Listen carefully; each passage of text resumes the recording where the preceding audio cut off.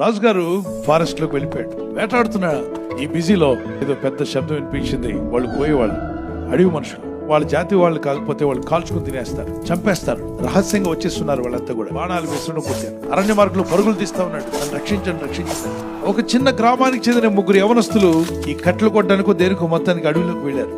వీళ్ళకి యువరాజు కనబడగానే, రాజా మేము కాపాడుతాం మిమ్మల్ని, ఇదిగో ఈ రహస్య మార్గంలో వెళ్ళిపోదాం అని చెప్పని ఈ ముగ్గురు యవనస్తులు అతన్ని కాపాడుతూ ఊర్లోకి తీసుకెళ్లారు. ఆయన విశ్రాంతి తీసుకున్నాక రాజు, యవనస్తులారా, మీరు చాలా చక్కగా పోరాడి సాహసం చేసి చనిపోకుండా సురక్షితంగా కాపాడారు. కాపాడినందుకు మీకేం కావాలో కోరుకోండి, నేను మీకు ఇస్తాను.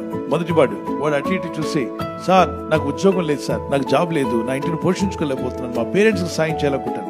రాజు అడుగుతాడు, ఇంతేనా నాన్న, ఈ కోరిక తీర్చేశాను. మంత్రి వైపు చూశాడు, ఈ రోజే వాడిని చేర్చుకోండి, అతను నా సైనికుడిగా ఉండబోతున్నాడు, బాడీగార్డ్ గా ఉంటాడు అని చెప్పాడు. ఉద్యోగం వచ్చిందా? వచ్చేసింది. రెండో వాడిని, నీ కోరిక అంటే కోరుకో, నువ్వు కోరుకున్నట్టుగా ఇస్తానని చెప్పంటే, రెండో వాడు అటు ఇటు చూసి సిగ్గుపడుతూ తల ఉంచుకుంటే, సార్ ఒక అమ్మాయిని ప్రేమించాను సార్, ఆ అమ్మాయిని ఇచ్చి నాకు పెళ్లి చేయండి సార్, ఇంకేమవుతుంది సార్ నా జీవితంలో అని చెప్పాను. అయితే మంత్రి గారు, మీరు వెళ్ళి అమ్మాయి పేరెంట్స్ తో ఏదో విధంగా వీడికిచ్చి పెళ్లి చేయండి.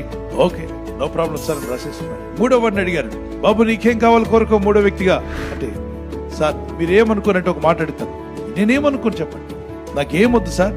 అదేంటి ఏమొద్దు అంటున్నావు? సంవత్సరానికి ఒక్కసారి మీరు మా ఇంటికి వచ్చి ఫోన్ చేసి వెళ్ళండి సార్, చాలు సార్, ఇంకేం అక్కర్లేదు. అదేంటి నీకు పెళ్లి కానీ ఉద్యోగం కానీ అవేం అక్కర్లేదు సార్, మీరు మా ఇంటికి వస్తే చాలు. మంత్రి గారితో రాజుగారు ఆజ్ఞాపించారు, వాడి కోరిన కోరిక నేను వాడి ఇంటికి వెళ్ళి ఫోన్ చేయాలట, వెళ్ళి అన్ని అరేంజ్మెంట్ చేయాలి. మంత్రి గారు కొంతమంది అధికారులకు చెప్పగా అరణ్యంలో ఉంటున్న గ్రామానికి వెళ్ళారు. వెళ్ళి చూస్తే సరైన రోడ్డు ఉందా? లేదు. సరైన మార్గం ఉందా? లేదు. ఇంటికి వెళ్ళి చూస్తే పూరిపాక, రాజుగారు వచ్చి కూర్చునే పరిస్థితి లేదు. ఆ వివరాలన్నీ పెద్ద మంత్రికి పంపిస్తే మంత్రి అంటాడు, అలా అయితే రాజుగారు ఖచ్చితంగా వచ్చి ఫోన్ చేస్తానని కనుక రాజాజ్ఞ ప్రకారంగా వాడి ఇల్లు మార్చేయండి, కొత్త ఇల్లు కట్టండి. వాడి ఇంటికి వెళ్లే ముందు రోడ్డు ఏర్పాటు చేయండి. రోడ్డు ఏర్పాటు అయిపోయింది. మరి రాజుగారు విశ్రాంతి తీసుకోవడానికి బెడ్రూమ్ ఏర్పాటు చేయండి. రాజుగారితో పాటు రాణి కూడా ప్రయాణం చేయొచ్చు, ఆవిడకు బెడ్రూమ్ ఏర్పాటు చేయండి. మరి రాజుగారు వస్తే రాజుగారికి సహాయ మంత్రులు వస్తారు, సహాయ మంత్రులు గారు ఒక హాల్ ఏర్పాటు చేయండి. ఇప్పుడు పెద్ద ప్యాలెస్ తయారీ. గ్రామస్తులందరూ వచ్చినారట, చిన్న ఏం కోరేవరా, మా ఊర్లో రోడ్లన్నీ బాగైపోయాయి. కోరిన కోరిక చిన్నదే, కానీ దానిలో గొప్ప ఆశీర్వాదాలు పొందాడు. What do you desire? నువ్వు ఏం కోరుతున్నావో అదే నీ జీవితాన్ని ఏలుబడి చేయబోతుంది. Set right your desires.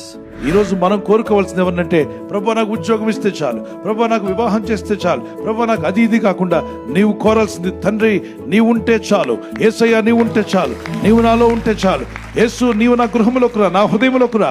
ప్రభు అంటాడు, ఆయన రాజ్యము నీతిని మొదటి వెతుకుడి, అప్పుడు మీకు అన్ని అనుగ్రహింపబడతాయి.